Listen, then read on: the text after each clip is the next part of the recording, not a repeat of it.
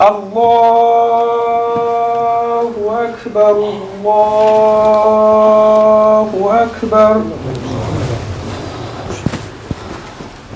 أشهد أن لا إله إلا الله أشهد أن لا إله إلا الله أشهد أن محمدا رسول الله أشهد أن محمدا رسول الله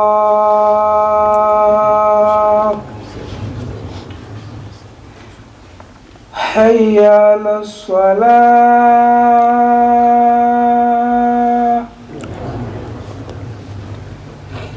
حي على الصلاة حي على الفلاح حي على الفلاح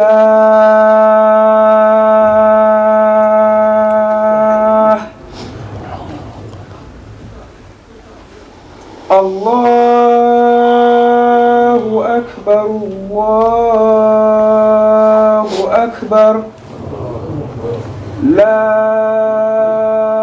إله إلا الله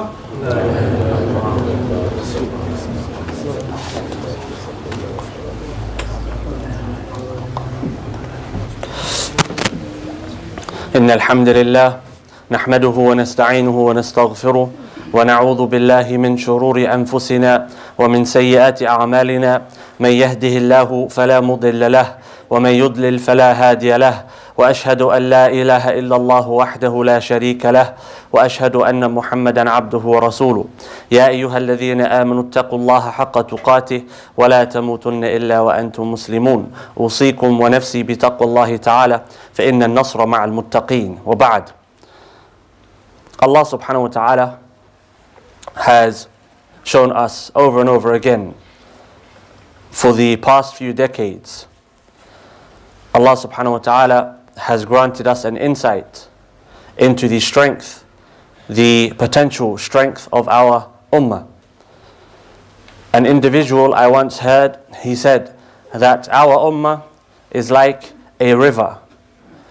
River water remains pure so long as the river flows. And sometimes you might look to the river and you assume the river is dirty. Why? Because of the pollution that has gathered atop of the river. But once you remove that pollution, the water beneath is still running, is still pure, and still holds life. And that's like our ummah. Sometimes when we look at our ummah from the top, we assume that our river, our ummah, has become dirtied or stagnant. But the reality is that's only the top layer. And so Allah subhanahu wa ta'ala tests us and afflicts us with calamities to distinguish the top layer from the bottom layer. Allah subhanahu wa ta'ala afflicts our ummah so that the bottom layer emerge and show themselves and break through the top layer, the pollution and the hypocrisy. And that's what's happening in Palestine currently. The situation in Palestine is a situation wherein Allah subhanahu wa ta'ala is distinguishing the pollution from that which is pure. The filth of hypocrisy from the purity of belief and iman. And this is something which is very important to understand, because some ask the question, why is it that attention is given to Palestine whereas other places attention is not given in the same way? When situations occur in other places. Yes, that is a deficiency. The believer should be concerned with all places, all affairs. The believer should stand against the oppressed and with those that, stand with the oppressed against the oppressor, regardless where that is taking place. But the matter of Palestine is a matter of aqeedah. That's something which has to be understood. It is not a matter of land, It is not a matter of ethnicity. It is not a matter of people. It's a matter of aqidah, belief, theology, creed. For us, Palestine has a place in our heart because it is a sacred sanctuary as determined by Allah subhanahu wa ta'ala in the Quran that Allah subhanahu wa ta'ala sent to our blessed Prophet alayhi salatu salam. Our Prophet led the prophets in Palestine, in Palestine, in Al-Quds to be specific, Jerusalem. And it should be a sacred place to all men and women of religion. I should say at least of the books that have come from Allah subhanahu wa ta'ala, whether Muslims, Christians or Jews. But again, Allah subhanahu wa ta'ala afflicts us not only as an ummah, but as humanity to distinguish the real from the fake, the hypocrisy from the purity. And that's what's happening today. Not only the silence of the Muslims, but the silence of the Christians, and the silence of the Jews, and the silence of the so-called humanitarians, and the silence of those who always like to speak about humanity, and always like to speak about oppression. Where are they now? Silent. So for us as Muslims, we have to learn from this. And we have to realize when it comes to our affairs, we are responsible. We have to take a stand, and we have to take up a position, and we have to determine our own direction. We cannot jump on somebody else's bandwagon. We cannot appropriate someone else's slogans or sloganeering. We cannot join hands with someone else for their struggle unless they are going to join for our struggle. That's how it should be. We should not be utilized as a medium for others, a vehicle for others, a tool for others. No, we have to be firm, we have to be strong. We will stand for you as long as it does not go against our framework, i.e. that which has been given to us by Allah subhanahu wa ta'ala, as long as you stand with us. If you're going to be silent in our struggles, then our relationship will be non-existent. It's simple. We are not cheap. We are not cheap, and our ummah is not a cheap ummah. We have to develop political astuteness. An example. And this example is not to place blame on any individual, any group, any person specifically. It's not. It's for us to contemplate and reflect upon. How many Muslim organizations, Muslim individuals were espousing and propagating and pushing for Joe Biden during the last election in America? Where is he now? He sided, just as he did prior to the elections, with the oppressive state of Israel. And every time he's spoken about the matter, he will say Israel has the right to defend herself. Defend herself against what? Against stones? Likewise, the British government. And let's not forget the British government, the American government. They are both complicit in the inception of the oppressive state of Israel in the first place. So we should not be surprised. But we have to develop political astuteness. If we are going to side with a group, a party, and perhaps ideology to some extent, we have to understand the nature of the relationship. We as Muslims, we are not on the left, nor are we on the right, nor are we in the center left, center right. We do not have a place other than the place of Islam. That is our framework, that is our direction, that is our political inclination, our theological inclination. All of it goes back to Islam. We will have in common things with those on the left, and things with those on the right, and things with those in the center. But at the end of the day, when it comes to certain issues, we are on our own. That's the reality of the matter. And there's no shame, there's no weakness in that. We have to learn so that we can build our own strength and take hold of our own reins. We have to do this. If you look to the people of Gaza today, they are an example. Why so? All of the Arab nations And why do I say Arab nations? Because those are the nations surrounding Palestine. Those are the nations that could potentially offer aid and support, whether financially, whether medically, whether militarily. But they all what? They all betrayed them for their own political gains, means. For some, the rulers want longevity in power, whatever the case.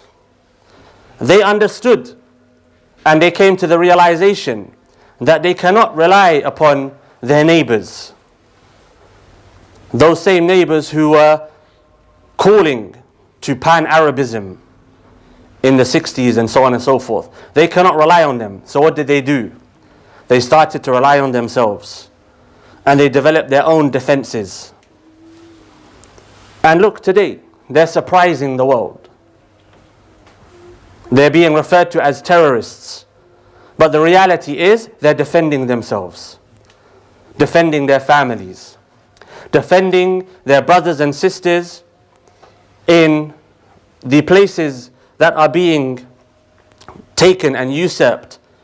They're coming to their aid with the little means that they have, because they started to rely upon themselves. And perhaps in their capabilities there is weakness, but in their hearts there is strength and there is pride. And that's the state of the believer. Whereas when you look to the hypocrites, as is commonly said, al-amil la aqidata lahu, the one who allows himself to be a medium for others has no aqidah. His aqidah is that which benefits him. Wherever he's going to find financial gain, you'll find him there. Wherever you find that he's going to find some sort of gain for his stomach, perhaps his private part, perhaps his status, you'll find this individual there.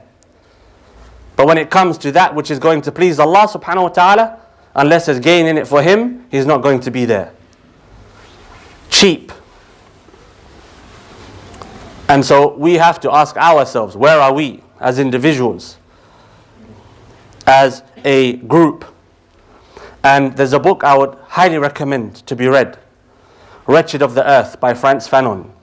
He speaks about the colonization of Algeria by the French. And it's not what took place historically. He talks about the process that takes place in those who benefit from colonization. At first, a person may be shocked and they may hate what's happening to another people. But when they start to understand and realize the benefits that they are granted from this process, they become silent. And slowly they start to incline towards it. That's what we see in taking place around the world today. And we also have to understand something. That might be what is taking place within us today. Because we benefit from the oppression that takes place in places like India, Bangladesh, Indonesia, China, Senegal, Sierra Leone, and so on and so forth. The products that we purchase at a very cheap price, they are afforded to us by those who are forced to work for a cheap price, if any price at all. If that's not a type of colonization, then we need to reassess our understanding of colonization. That's financial colonization. And we're a part of that process. So if we're speaking about oppression, we also have to question that which we purchase, that which we wear, that which we eat. Which leads me to my next point. The first point being political astuteness. Yes, we can engage with those who are on the left, those who are on the right, but we have to understand when it comes to our own affairs, we're on our own. And our affairs are determined by aqidah, by belief. That's at our core. And the two main articles of that aqidah, what pleases Allah and pleases His Messenger alayhi salatu salam. That's it. Nothing else. There's no color, there's no nation state, there's no gender, there's no ethnicity. That's it. And that's why you'll find wherever you look in the world today, whether black, yellow, blue, green or orange, the Muslims are standing up for Palestine with their words, their hearts and their bodies. In Sana'a in Yemen, a people who have been oppressed by their neighbors again, by their Arab neighbors who have sold them out, been oppressed for the last few years, if not decades, if you look at things properly. In Sana'a, they came out in the thousands to show their support for their brothers and sisters in Palestine. That's moving. Why? Because these are people who are oppressed themselves. These are people who have been subject to bombardment themselves for the last few years. Yet, when it comes to Palestine, they come out to show their support.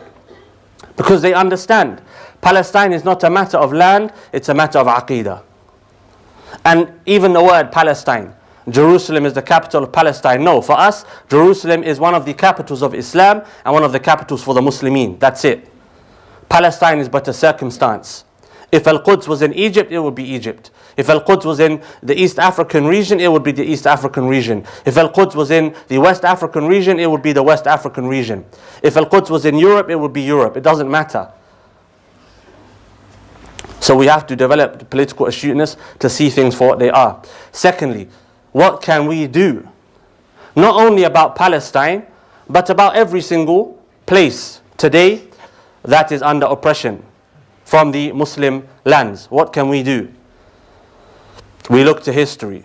We start with ourselves as individuals and our community and our collective and our homes. We ask ourselves, where are we going? How are we going to get there? And we develop and raise our children in such a way. For many, we don't raise our children. We simply have children. We sustain children. We don't actually raise and develop them. Raising and developing children is to raise their minds, to raise their souls, to raise their bodies, to become the leaders that they are supposed to be, as informed by Allah subhanahu wa ta'ala and His Messenger. That's our role. A farmer has to develop patience in order to be a successful farmer. You have to learn to plant the seeds properly. You have to learn to fertilize the land, plant the seeds, sow the seeds, continue to care and nurture for the plant as it grows. Once it develops into a tree, it starts to give fruit, and society around that tree begin to develop. That's what we need to do. That's who we should be for our ummah. Fertilize the land, sow the seeds, plant, nurture, grow, and eventually we'll see the fruits. And perhaps it can be said that Salah ad-Din al-Ayyubi was one of the apples picked from the tree planted by those who came before him. That's what we need to start to look towards, the future. And we need to take the reins for that future ourselves. Where does it start? Fertilization of the land. What does that mean? Education of ourselves and our community. Education is the key. It's been said so many times. You look back in history, you'll find the correlation between education and power. There is always a correlation between education and power. You look to the Prophet ﷺ. The Prophet ﷺ, he came with the most revolutionary article of education, which was what? Detach yourselves from yourselves, detach yourselves from others, detach yourselves from this earth, and attach yourself to Allah subhanahu wa ta'ala. Complete and utter liberation. That's what led to the generation of the companions. That's education at the core. Education about Allah subhanahu wa ta'ala, education about ourselves, and education about what Allah subhanahu wa ta'ala wants from us and what we have from Allah subhanahu wa ta'ala. That's education according to Imam Abu Hanifa rahimahullah ta'ala. We have to start with education, and we have to think about the education of our children. And we have so many resources available to us, so many programs available to us.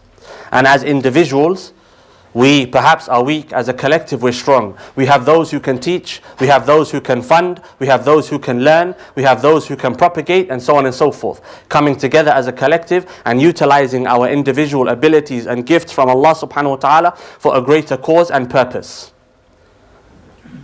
Which leads to the third point. Unity. And unity does not mean unison. It does not mean that we all have to have the same exact views in theoretical issues of theology, or the same exact views in issues of fiqh. No, unity means we have the same purpose, we have the same goal, we have the same directive, and we're working together collectively to reach and meet that target. We need to develop a mindset of unity. Come together rather than divide. And when we find individuals within our communities, whether offline or online, whether politically or apolitically, when we find individuals who are divisive and divide and are making issues out of nothing, rather than focusing on the issues that really do matter, we need to call these people out and we need to silence these people. Because these people are more harmful sometimes than those who are trying to harm us from outside. When you have an individual inside your home who is constantly causing problems, that person can be more harmful than a person outside your home. Outside your home, you have the protection of your walls. Inside your home, you're naked. If we really want to change our situation, then we have to assess ourselves.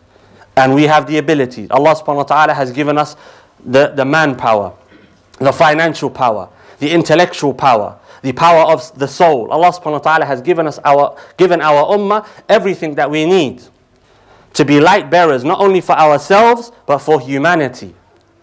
The only question is, are we going to fulfill that role as a collective?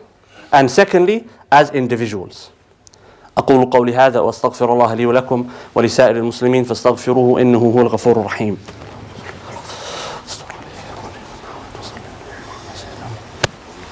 الحمد لله وحده صلوات ربي وسلامه على أشرف الأنبياء ومن تبعه وبعد. This year, let us make it a year wherein we connect to Allah subhanahu wa ta'ala. It's famously said, mind, body and soul. That's our approach. The mind, freedom of the mind, education, freedom of the soul, Iman, and the body, healthy living, strengthening, and so on and so forth. As an ummah, as individuals, we can make this year a year wherein we make a big change. May Allah subhanahu wa ta'ala grant us the ability to do so. اللهم صل على محمد وعلى آل محمد كما صليت على إبراهيم وعلى آل إبراهيم إنك حميد مجيد. اللهم بارك على محمد وعلى آل محمد كما باركت على إبراهيم وعلى آل إبراهيم إنك حميد مجيد. اللهم ارضى عن أبي بكر وعن عمر وعن عثمان وعن علي وعن سائر الصحابة أجمعين. اللهم اجعلنا من الأتقياء، اللهم اجعلنا من المقربين، اللهم اجعلنا من المخلصين المخلصين. اللهم عليك بالظالمين، اللهم عليك بالظالمين، اللهم يا مجيب الدعوات، اللهم يا رب العالمين، اللهم انصر إخواننا في فلسطين وفي جميع أنحاء العالم يا رب العالمين. وأقم الصلاة.